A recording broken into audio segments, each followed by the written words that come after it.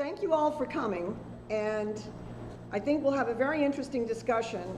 I think maybe the best way to characterize the times we are in is it was the best of times, it was the worst of times, which is from a novel by Charles Dickens, A Tale of Two Cities. And this novel largely developed the horror of the French Revolution. Now, the French Revolution took place right at the end of the American Revolution. And you can be darn sure that the British fully intended to make sure that there would never be another American Revolution.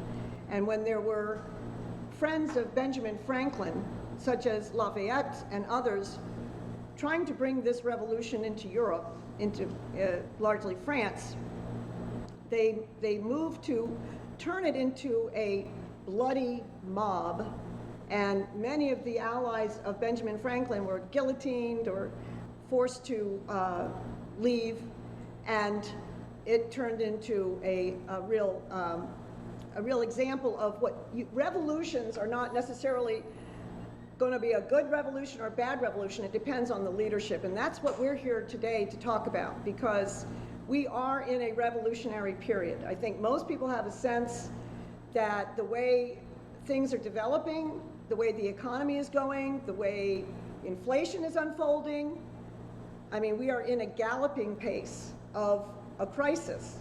So you have to choose. Do you want to have fun in a revolution? Because that was something Mr. LaRouche always used to say, have fun. And you'd think, how do you have fun in a time like this? Well, we have some leaders today. LaRouche himself was a good example of a revolutionary. I would say his forecasts were ahead of his time, and unfortunately not well appreciated by most people at the time. And as probably everybody in this room knows, he was gone after by exactly the same three-letter agencies we call the deep state today that have gone after Trump and frankly anybody else who's threatened their global agenda. But I think we should be thankful that you have Donald Trump, who is a revolutionary and I think has shown exactly how to have fun. He is somebody that seems to relish the fight. LaRouche used to relish the fight. You could see it in their determination. I think when Trump went to Manhattan and he went into the courtroom and you saw his demeanor, what you saw in the pictures, he was fierce, he was determined, he wasn't going to relent, he wasn't going to bend a knee. And I think that's the way we have to think of ourselves while we're you know, whether you choose to be born in a revolutionary time or not, you can't choose it. So you're in it. And so you have to think about, okay, how am I going to respond to this? The title of our meeting today is Rebuilding Our Nation. Don't let the politicians fiddle the future away. That's on us. We have to think about what we're going to take out of this and take out into the population almost like missionaries, because all of us here have some sense, and hopefully at the end of this you'll have a better sense of how to think about what this revolution is really about. It's the greatest opportunity in our lifetime, and much more really, to restore what was once known as the American system of economics. And obviously I mentioned Trump because he's risen to the occasion and he has put forward something called Agenda 47. Have people in this room heard of Agenda 47? Okay, many of them. Okay, if you haven't, on our website, on LaRouchePAC.com, there's a section called Our Campaigns. And you go to the drop bar, and we have Project Prometheus, we have Eliminate the Federal Reserve, we have Agenda 47. And we've highlighted many of the statements, and they're like 4 or 5 minute video statements by President Trump on his proposals for the future. Brian Lantz has done 2 interviews so far in the recent period with Susan Kokinda, and they're just great. The latest one on Trump's proposal to build 10 new freedom cities. He calls them freedom cities. And he calls it a quantum leap in the standard of living of the American people. That's what he's fixated on. With everything else he's going through, that's what he's fixated on. And I think that should give us great, a sense of leadership that we're not in this alone, but every one of us has to play a role. We also have another very interesting revolutionary. Well, I'll mention Robert F. Kennedy. People have heard he's announced to run. Larry Elders is announced to run. There's other candidates. I say the challenge, particularly to Robert F. Kennedy Jr., I'll be very interested to see if he's going to put forward the idea of eliminating the Federal Reserve, which was done by his uncle, John F. Kennedy. If people don't know, that was an executive order that John F. Kennedy signed and then implemented a national bank. And I actually have a $5 note. I keep it, I treasure it because it was printed during the period Kennedy was president, and it's a treasury note. It's not a Federal Reserve note. And so that unfortunately was taken down as soon as Kennedy was murdered. But I also want to mention another revolutionary in our lifetime, of course, Elon Musk. And if you saw the space shot this week of the rocket ship, the Starship, which is very interesting if you think about it, because it cleared the launch pad and made it into space. And as we know, they had to do what they called it, what did they call it? A deliberate... Rapid unscheduled disassembly. Rapid unscheduled disassembly, quite a name. But if you haven't seen it, there's coverage of the SpaceX area where all the employees were gathered to watch this space shot, like we used to see when Apollo would go up, as some of us were younger. And almost everybody in that room looked young and excited, and they were cheering and they were clapping because the very fact that this rocket got up and cleared the launch pad, as one person put it, the fact that it got above that area was icing on the cake. And they've learned a lot, and Mike Carr's written a very good article on the website, you can look it up, where he describes where we're now going with this. You will have something like a Model T Ford kind of assembly line of these starships to be built, and we're going to start seeing a lot more in space travel. And although I don't know if anybody here in this room intends to go on a space travel, I don't know if we're going to see that. Oh, there's one back there. I mean, it is going to become increasingly the mode of transportation, space tourism, and by what Musk has done, and this is really, I think, the key to Lynn's idea of economics, is human ingenuity. That Musk has developed his capabilities to reuse the rockets, reuse a lot of the components, so they're going to cut the cost by 1/100th of the costs under NASA and the Apollo program. So I want to also just take a minute and talk about what really is the foundation of economics, or what is the foundation of our society, which economics should be concerned about. Is that not the family unit? Is that not the most basic fundamental measure of a success of an economy? So you have to ask yourself, what does it take today to maintain a family in today's economy? And of course, the best of all possible worlds is if you have a family that has 2 spouses and children, and the ability of at least the one spouse to stay at home while the other spouse is able to work to raise the income required for the family. And Brian discovered something, it's called the Economic Policy Institute, the EPI. And you can pull it up and you can plug in the county you live in, the zip code you live in. I plugged in Harris County. And just to give you an example, to have 2 adults and 2 children in Harris County, it costs $6,164 a month. Now break that down. That's about $38 an hour.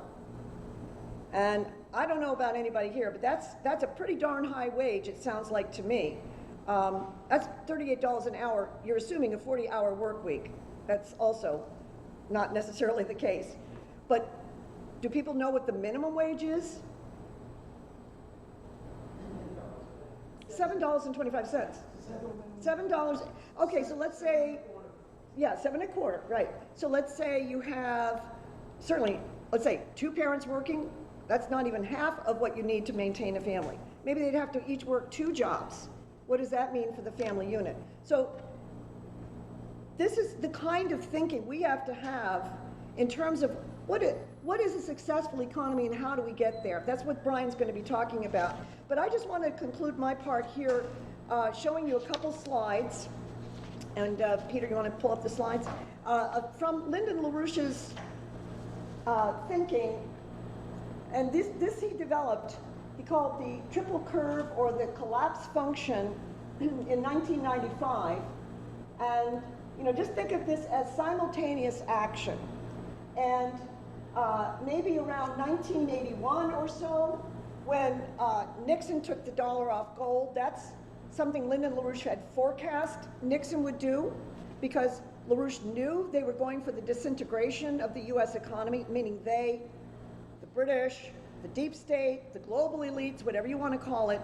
And he started to measure through a timeline what was happening. And you had the increase of the monetary aggregates, money supply, financial aggregates, which is debt, derivatives, all kinds of stock debts and so forth. But look what happens to the physical economy, which begins to take a real sharp drop. And then by about 2009, 2008, want to give me the next slide? This is what you get. You start to see the monetary aggregates supersede the financial aggregates, and you're seeing a collapse function in the physical economy. So there's a consequence to printing money, as we've been printing money since the bailouts in 2007, 2008. Of course, the COVID bailouts, the, what do they call it? The Deficit Reduction Act. There's a dozen different ways they've concocted to create the basis to print money. And Lyndon LaRouche warned it would lead us into a hyperinflationary crisis. So that's where we are heading. Now, Mike Carr told me that there's a third graph, which I couldn't find, where you could have a successful economy, which would mean that this physical economy goes back up. I presume, you might have finances like municipal bonds, things like that, which actually help the economy, and the money supply, which would be controlled by a national bank or credit, to ensure that we're going to invest into the areas of the economy that are going to make the family unit capable of one wage earner maintaining a family. And I think that's the measure. It is interesting, our collaborators in Michigan have actually pushed this idea. They actually have now in Michigan Republican Party, their standard is we're going to have that standard of a one wage earner family, and we're going to defend the working class. That's the key. When you talk about revolution, we're talking about not Republican, Democrat. It's not divided by skin color. It's the working class versus the global elites. And we have to build that working class, the blue collar workers. So I'll leave it for Brian to take up where I've left off, and then we'll open up for discussion.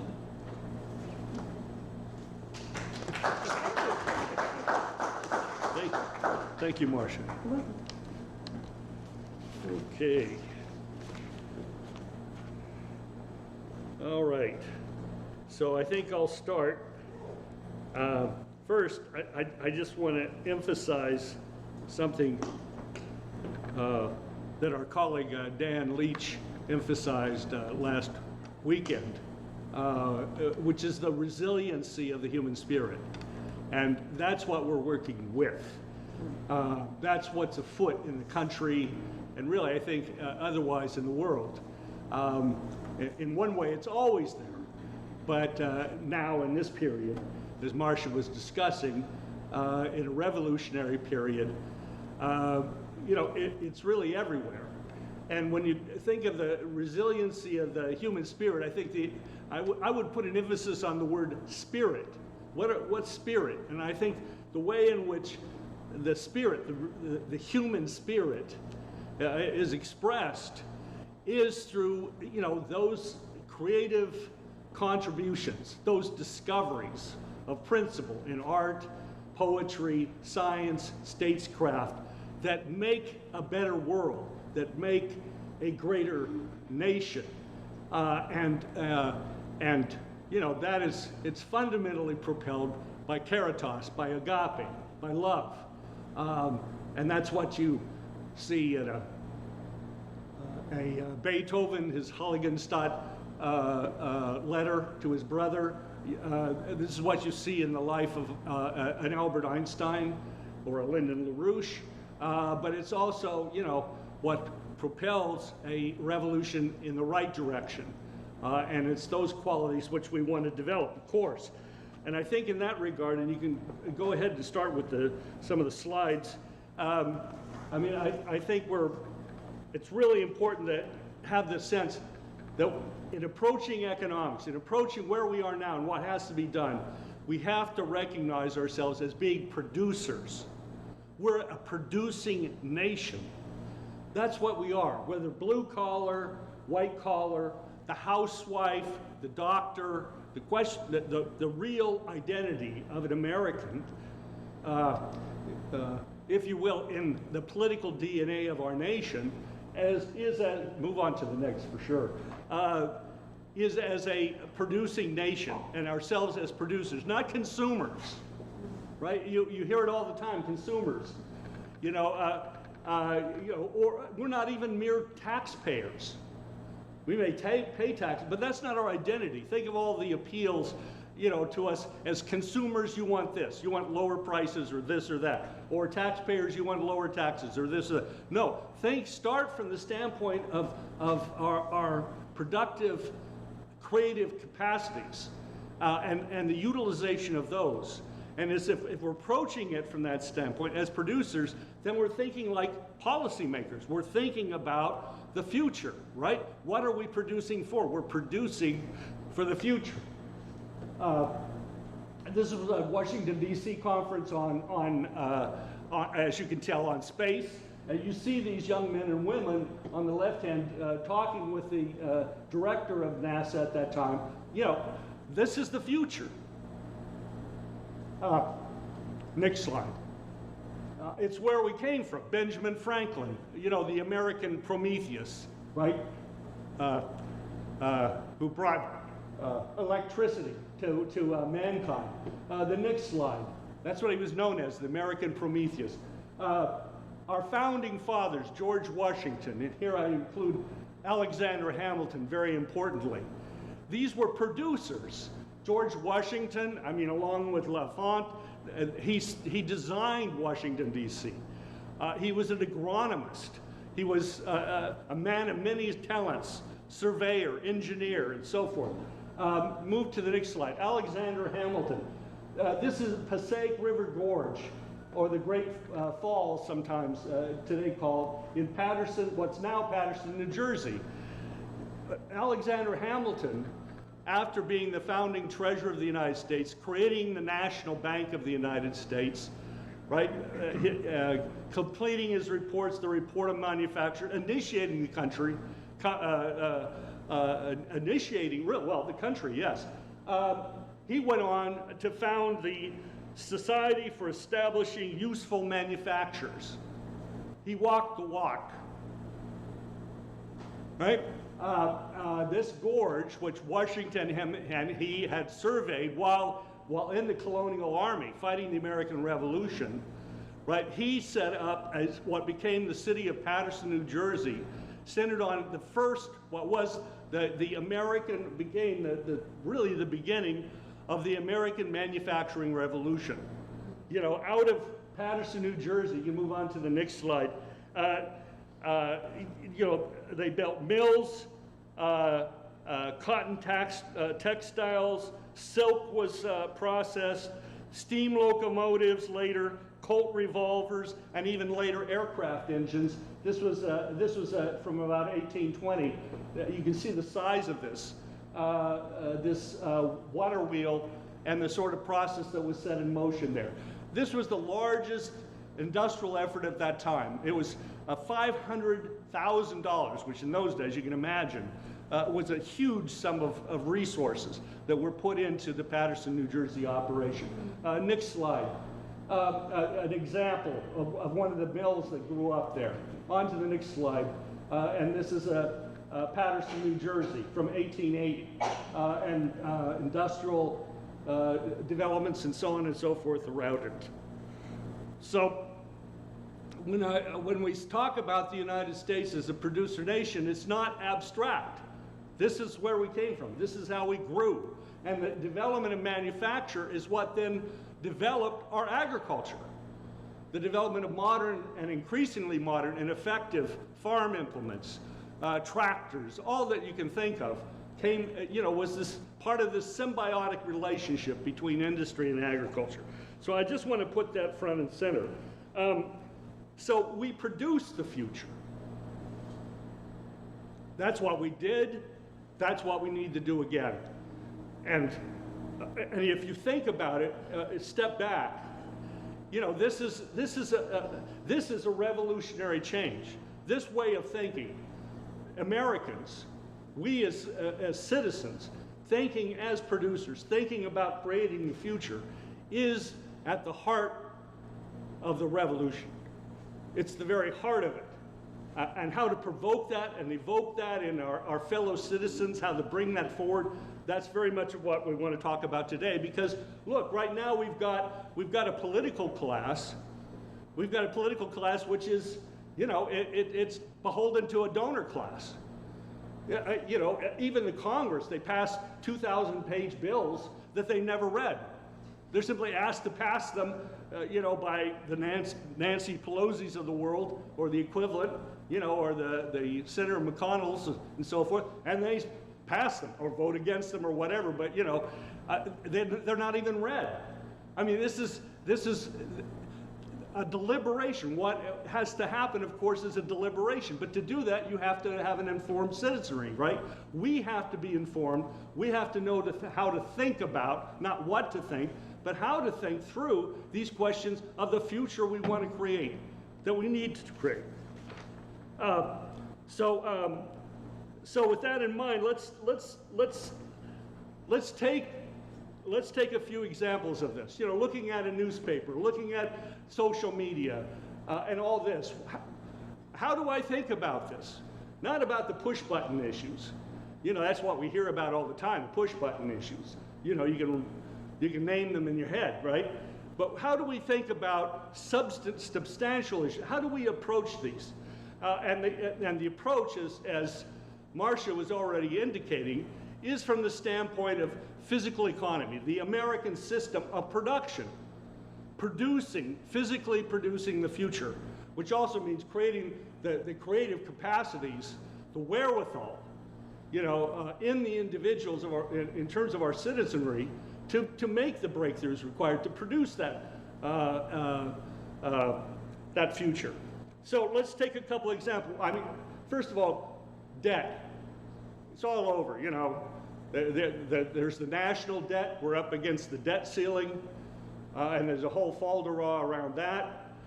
There's the trade deficit, enormous, $1 trillion a year. For every $2 trillion we export, we're importing $3 trillion.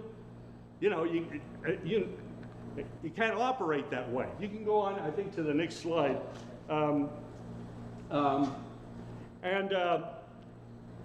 Here, I think the most important point is, it's not about the money.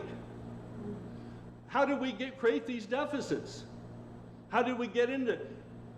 By what we do not produce. Right now, we do not produce as a nation. Individuals produce, but much of what they do as productive workers, is swallowed up.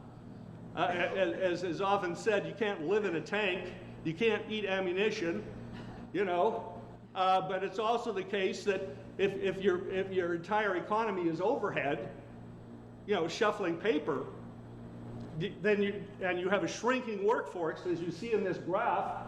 This is Bureau of Labor Statistics figures.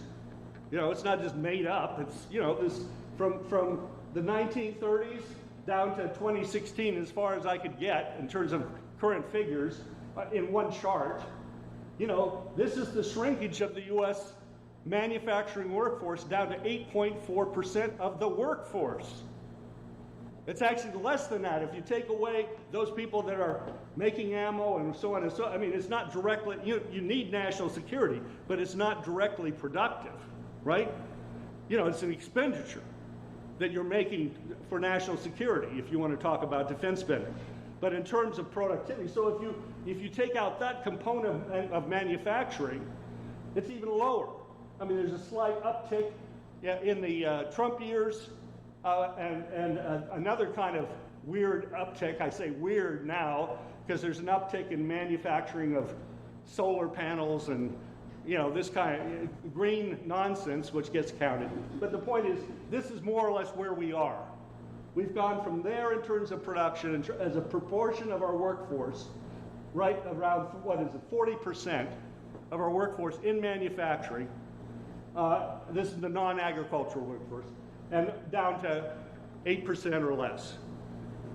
It's what we don't produce that creates the crisis in the economy. That's what has to be focused on. We got to get people to think about that. You know, if you're going to turn around inflation, I mean, you can cut the amount of money in circulation. I mean, the Fed's already doing that. And we can land ourselves right, you know, flat into a Great Depression or worse, right, at this point. The point is, how do you reorganize the economy, which can be done? How do you reorganize? How do you put it back on its feet? We did it. Lincoln did it. The Second American Revolution. Franklin Roosevelt did it. We can do it again. You know, this can be done. The mechanisms are there. The American system is based on doing that sort of thing, producing our way out of a crisis. So that's an example. Let me just, in that regard, Marsha mentioned Elon Musk. So I don't have to mention the SpaceX launch of the heavy duty, you know, the full stacked Starship, but he was interviewed the other day, the Tucker Carlson show, I think it came out as 2 parts, but, and he was asked about inflation. Well, here's what he said in part. He said, so what is money?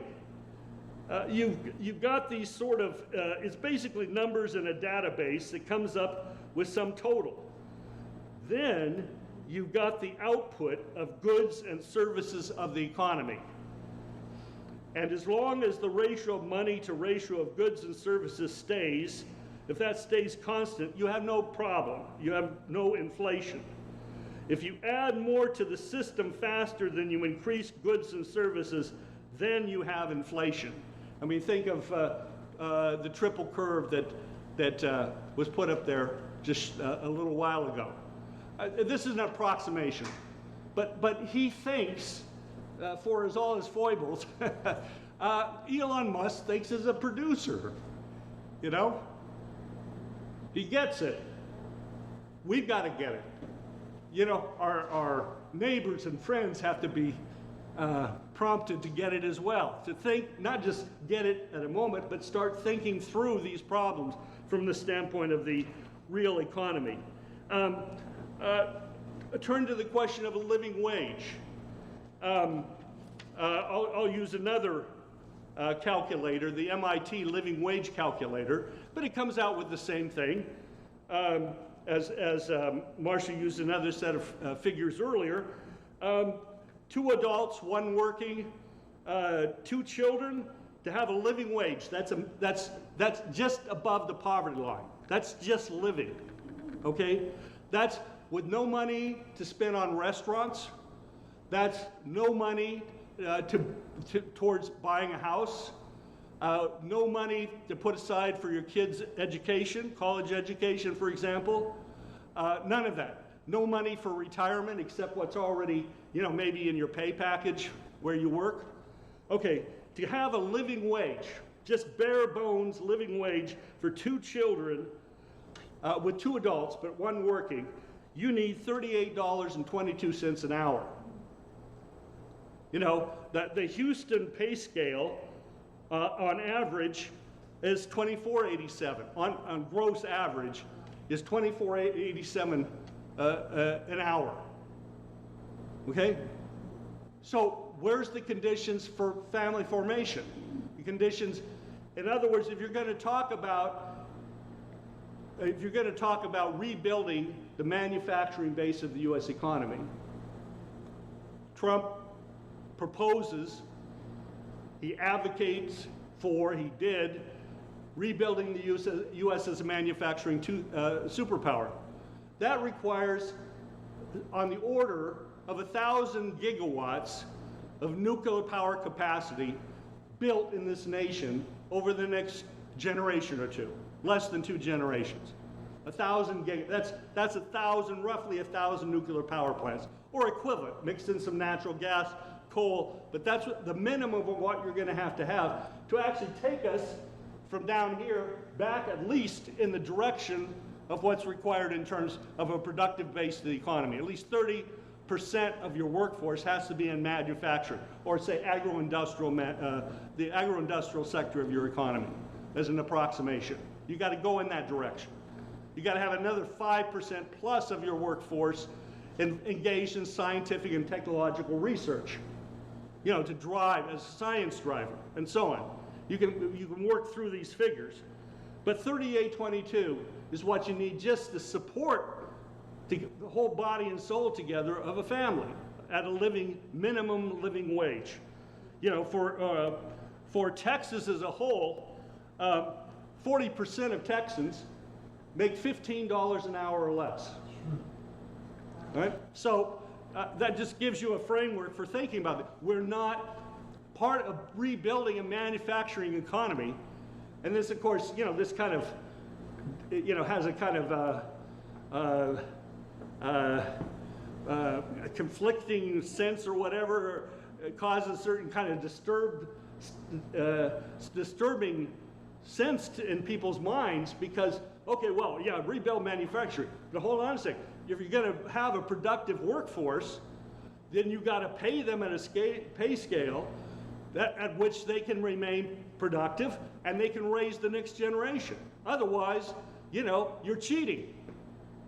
You're borrowing from Peter to pay Paul, or stealing from Peter, really, to pay Paul. And so we have to take into account this question of a living wage. And Houston is less than in many other parts of the country. We're roughly if you're in Wayne County, Michigan, it's more or less the same as in the Detroit area, if you're in the blue-collar areas of Detroit. But, think of yourself as in California right now, trying to make a living supporting a family, and you get a sense of, well, anyway, you can imagine how bad it is, how difficult it is, which is why people are fleeing, as we know. And then there's health care, of course. This is critical to the workforce. We just came out of COVID. Health care. Well, just think for a second. Another example. Okay, Obamacare was passed. It's there. There's all kinds of problems, but not just problems. It's really a crisis in itself. But let me emphasize just one point here, which I think is straightforward. Look, what was done when Congress, it wasn't just Obama, when Congress passed Obamacare, what they effectively did was give a lot more Americans, essentially give everybody, a piece of plastic. The equivalent of a plastic card, like a Medicare card or whatever. Everybody that was in the program got a piece of plastic. Did it add any more doctors? Did it add any more nurses to the healthcare system in the United States? No, it did not. So you have more patients necessarily needing healthcare, chasing around the same number of doctors and nurses. And what was the consequence? What's the consequence today? We're triaging, if you know the term, the military medical term, right? We're triaging. My dad was a medic during World War II. You're having to make decisions about who's going to live and who's going to die, right? You have a limited amount of health care, capacity, and you've got to deliver. But who are you going to deliver to? You're going to deliver to those that have the best chance to live. That's the concept of triage in military health care, right? You don't want to triage, but when you have to, you have to. Well, what are we doing? We're triaging our doctors and nurses as well as patients, right? Doctors are quitting early. Nurses don't want to stick around, or they become traveling nurses. They get a higher pay scale, but you're eroding. We're collectively eroding the healthcare base of the entire economy, of our population, of our citizens, and the productivity of our nation. So, this is obviously leaving healthcare in the hands of Wall Street and the City of London, through the HMOs and, these enormous health entities, in which 40% of their budgets is in overhead. It's not in delivery of health care. This has to be transformed, and it can. We knew how to do this before. So we can come back to that if it seems useful. So I just want to make one further point to this, is that this all comes back to the elections and what happened in the elections that just occurred in 2022, right? An uncertain trumpet. If the American people, who voted for Trump and elected him in 2016, didn't see the policies coming out of the Congress, coming out of the presidency, that address these real fundamental issues where people live, well then, what do? They stay home. Well, that's not good. That's what we have to address here. Those are those consumers. Those are those taxpayers. Those are those people that define themselves as little people. It's not a matter of whether they show up on election day. It's a matter of whether they show up every day.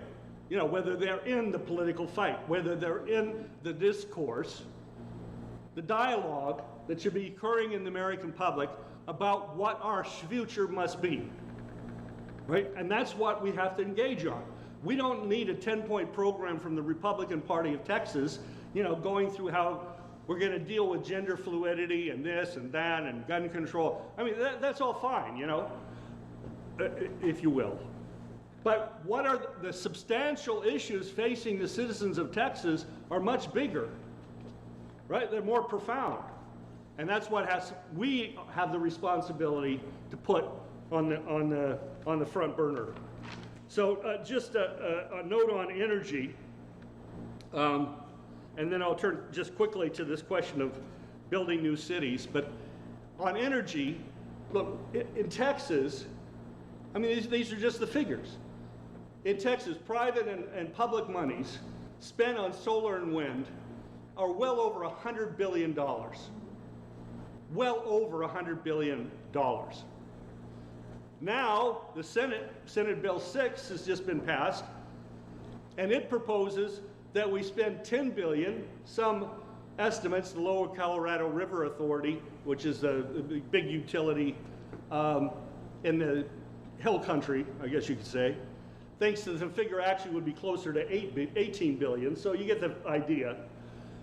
We're going to spend $10 to $18 billion of taxpayers' money to build natural gas-fired power plants that will only run when there's a shortage, and then they'll be turned on. But we'll be paying them continually to be on standby, ready to go if needed. So we're going to subsidize natural gas-powered peaker plants. These are not plants that can run 24/7. These are just, some things you can fire up when you need them, okay? We're going to subsidize this. I'm not, the question of subsidy is not but I want to get this picture here. We're going to subsidize these natural gas power plants to balance out on the grid the subsidies we've been giving to solar and wind. 30% of solar and wind. The cost of building a wind, one of these wind towers, 30% of the cost of building an entire wind farm is subsidies. Federal, but a little bit of state as well thrown in there. Okay, so what we know now, we should have known, we said it, LaRouchePAC said it, wind and solar is not reliable. When the wind doesn't blow, the sun doesn't shine, we all know that, the line, well then, you don't have power. So we've now, we're moving up there. The plan is to move towards wind and solar to 50% of our power grid. But even where we are now, we already know what the consequences of that are, right? We're already at the point of facing brownouts and blackouts. Not going to, we already have. But we as citizens have something to say about that. We have to say to our local elected officials, as well as state elected, we have to engage them in a serious dialogue, because as Peter and others have found out, when you talk to these senators and congressmen, they're not necessarily dumb, but they're going along to get along, right? So we've got to change that, we got to change that equation, if you want to call it that. But think of, we could be building nuclear power plants. We could have now, and we're going to need power plants. We're going to need 40 or 50, perhaps, nuclear power plants, 1.1 gigawatt nuclear power plants in the state of Texas by 2050 to have the power to run the state. And I'm saying nuclear because that's base load power. You can build base load natural gas plants too. That can be part of the mix. Coal-fired plants, clean coal, right? But you need base load, 24/7, 365 days a year power plants, not something that isn't there when you need it. I think that's a point that can readily be made, that people can be provoked to think through, right, and understand and grasp. Just on Trump's new cities proposal, 10 new cities in the West, up to 10 new cities in the West on federal land, new households for young families, that's what he's saying. We're going to create a baby boom. He's saying that will provide additional support to young families to prompt the growth again of our population. This is absolutely the right thing to do. It requires a total transformation, a revolution in the U.S. economy. We couldn't build those 10 new cities now. Where would the wherewithal come from? We're going to import it all from China? What are you talking about? So what he's implicitly talking about is exactly that. We're going to rebuild the United States as a manufacturing superpower. A feature of that is going to be new cities. We're going to open up the West of the United States. 50%, actually, to be accurate, 47% of the land to the west, from the west of Houston, is federally owned. 47% of it all the way out to the coast. It's locked up. All right? Teddy Roosevelt, J.P. Morgan, etc., they locked it up. That was simultaneous with the cutting shutdown of Abraham Lincoln's greenback policies, right? And the economy just imploded. By 2024, we weren't allowing a single immigrant to come in the United States. We had labor explosions, it was a mess. We didn't get out of it until FDR, until we didn't get out of it around World War I.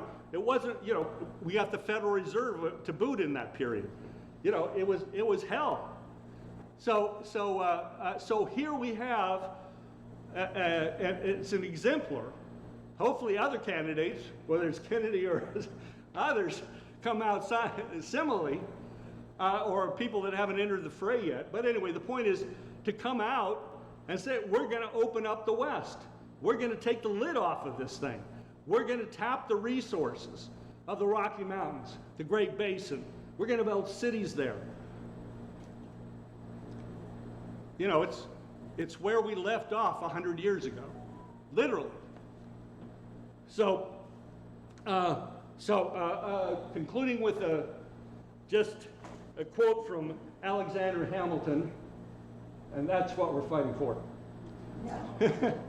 Go ahead, move forward.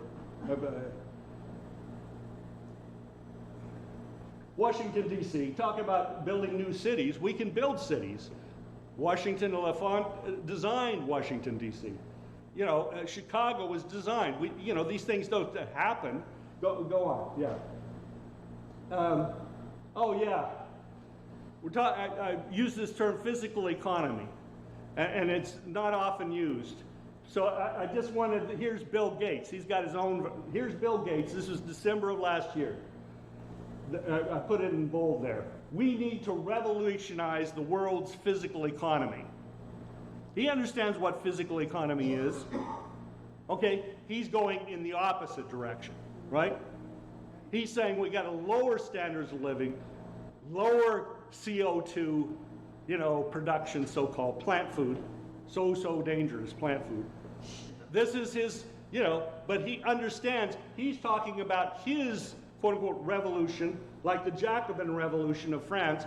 He's talking about his revolution into the physical economy. We have to make ours, restoring the American system. On to the next slide, and then we'll finish here. Washington, Hamilton, I think one more maybe should be there. Yeah, here we are. This is from Alexander Hamilton's report to Congress, accepted by Congress. His reports were the basis of U.S. national policy. This was the Washington administration. His report on manufacturers. To cherish and stimulate the activity of the human mind by multiplying the objects of enterprise is not among the least considerable of the expedients by which the wealth of a nation may be promoted. And it was to that end that his his national bank proposal, one of his 4 papers on a creation of a national bank, was accepted, and the U.S. created a national bank that provided credits into production. The Federal Reserve cannot provide credits into production. It provides it into the financial system. The National Bank provided credits into the productive economy of the United States. It built our infrastructure. It funded the development of manufacture. And it allowed for the development of the artificers. If you're reading this all the way down to the bottom, what we would today call manufacturers, that this was a critical component and must be a critical component for the development of the economy. So I hope that's useful to some degree, to prompt, thank you, to prompt a discussion, in terms of, and some insights to help in terms of the organizing we're all doing to take this capacity, this inborn capacity to bring to life this resilient human spirit. So thanks.